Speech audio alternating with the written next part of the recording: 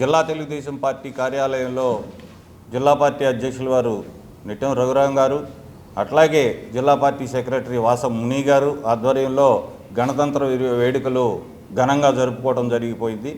మరి ఆ సందర్భంగా ఈ విలేకరుల సమావేశంలో ఇప్పటి వరకు మరి ఏదైతే జగన్మోహన్ రెడ్డి విధ్వంసకర పాలన, మరి ఆ రోజు ఆది నుంచి కూడా ఆరంభ సూరత్వంలాగా విధ్వంసకర పాలన,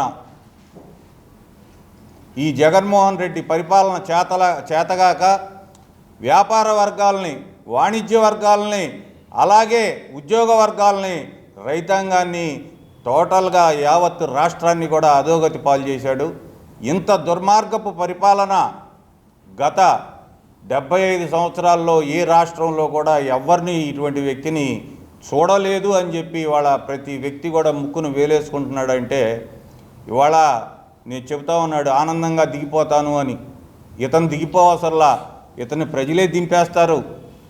ప్రజలు ఆల్రెడీ ఇతను బాగా అవినీతి సొమ్ముతో తెగబలిసి అధికారం మదంతో తెలియట్లేదు, కానీ ఇతనికి ప్రజా వ్యతిరేక బుల్లెట్ అనేది దిగి చాలా కాలం అయిపోయింది. అతనికే బలిసి తెలియట్లా. అటువంటి 1,00,000 కోట్ల దొంగకే ఇవాళ మా విజయవాడ నుంచి ఎప్పుడు కూడా స్థాయిల గురించి, వ్యక్తుల గురించి, అవినీతి గురించి ఉపన్యాసాలించే ఒక మహానాయకుడు వెళ్ళాడు. ఇప్పుడు ఆయన నిన్నట్లాగా దొంగలాగా కనపడ్డాడు, ఇవాళేమో దొరబాబులాగా కనపడుతున్నాడంట. నిత్యం ఈయన మాట్లాడే స్థాయిల గురించి, నాది టాటా స్థాయి, నాది బిర్లా స్థాయి, నాది చంద్రబాబు నాయుడు స్థాయి, మీరెవరు మాట్లాడినా మీకు సమాధానం చెప్పను, అక్కడ ఏయో తెలుగుదేశం పార్టీ ఆఫీసులో సీట్లు అమ్మేసుకుంటున్నారు, నా సీట్ అమ్మేశారు. ఏంటయ్యా నువ్వు మాట్లాడే మాటలు? ఏంటి నువ్వు మాట్లాడే మాటలు? నువ్వు ఎంత ఖర్చు పెట్టావు? నీ ఆస్తుల విలువ 2,000 కోట్ల. నీ డొక్కు బస్సులు వేసుకొని నువ్వు వ్యాపారం చేతకాక నువ్వు వ్యాపారాన్ని వదులుకొని తెలుగుదేశం ప్రభుత్వాన్ని ఇవాళ ఈ రకంగా విమర్శిస్తున్నావు అంటే నీ చేతగానితనం తప్ప, నీ అసమర్థత తప్ప, నీ అవకాశ రాజకీయం తప్ప దీంట్లో వేరే ఏమీ లేదు.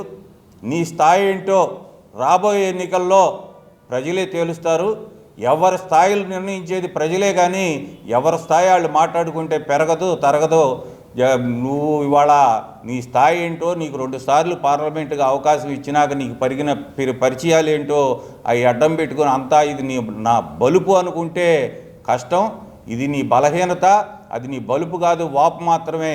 నీ స్థాయి ఏంటో రాబోయే ఎన్నికల్లో నిన్ను చిత్తుగా ఓడించి తెలుగుదేశం పార్టీ తరఫున మేమందరం కలిసి ఐకమత్యంగా పోరాడి నిన్ను ప్రజాక్షేత్రంలో ఇంట్లో కూర్చోబెట్టకపోతే మేము తెలుగుదేశం పార్టీ కార్యకర్తలమే కాదు, తెలుగుదేశం పార్టీలో మేము ఇన్నాళ్ళ నుంచి తిరగలేదు అని మేము ఒప్పుకుంటాం. మాకు రాజకీయాలు చేత కావని ఒప్పుకుంటాం. నీ అవకాశవాద రాజకీయం కోసం ఇవాళ చంద్రబాబు నాయుడిని అవినీతిపరుడిగా, అసత్యవాదిగా చిత్రీకరిస్తావా?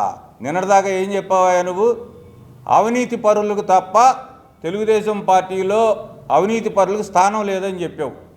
అటువంటి నువ్వు వెళ్ళి వాళ్ళ జగన్మోహన్ రెడ్డి దొంగ అని చెప్పావు. ఇవాళ ఏం మాట్లాడుతున్నావు? తప్పు.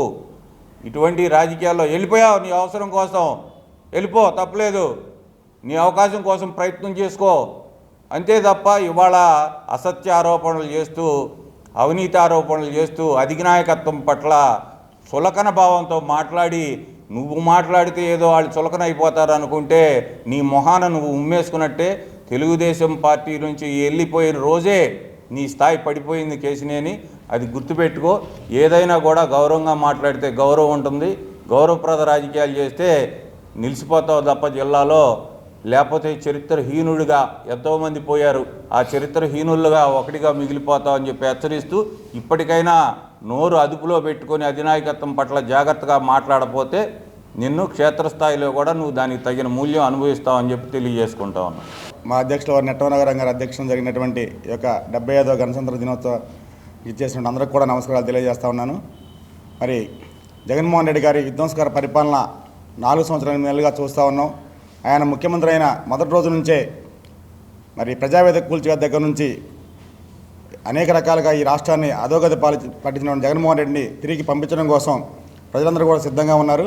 మరి రాబోయే 80 రోజుల్లో జగన్మోహన్ రెడ్డి చేసిన ప్రతి విధ్వంసకర విషయాన్ని కూడా ప్రజలందరూ కూడా తిరగజేసి ప్రజాక్షేత్రంలో మరి వైనాట్ 75 అని చెప్పేసి ఏ విధంగా అయితే మాట్లాడావో వైనాట్ 75 కాదు, వైనాట్ 75 అదే తెలుగుదేశం పార్టీ ఇవ్వడానికి ప్రజలందరూ కూడా సిద్ధంగా ఉన్నారని చెప్పి తెలియజేస్తూ వైనాట్ పులివెందులు కూడా మరి మొన్న జరిగిన ఎమ్మెల్సీ ఎలక్షన్లో చూసాం. పులివెందుల్లో కూడా తెలుగుదేశం పార్టీ అభ్యర్థికి మెజార్టీ ఓట్లు రావడం, మరి ఈ విధానం అంతా చూస్తూ ఉంటే నీకు పిచ్చెక్కి నువ్వు మాట్లాడుతున్నావు. నిన్న తిరుపతి సమ్మిట్లో మాట్లాడే ఆ విధానాన్ని ఆలోచన చేస్తే ప్రజలందరూ కూడా నీకు బుద్ధి చెప్పడానికి సిద్ధంగా ఉన్నారు.